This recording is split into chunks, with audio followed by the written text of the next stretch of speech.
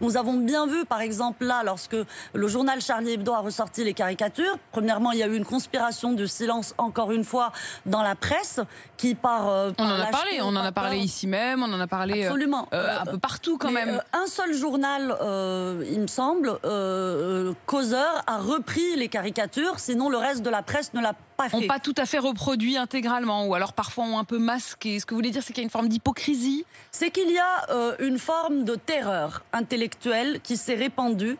Il y a un recul des libertés d'expression, de la liberté d'expression depuis les attentats de Charlie, qui est indéniable. Aujourd'hui, si la plupart des journaux français n'ont pas repris ces caricatures, ce n'est évidemment pas parce qu'elles n'avaient pas de valeur informative. Tout le monde sait que c'était un événement. Ce n'est pas parce qu'elles ne les font pas rire, c'est parce qu'ils ont peur. Alors, je pense que ce procès, enfin j'espère que ce procès sera aussi l'occasion d'affronter cette peur. Mais vous pouvez comprendre qu'ils aient peur ?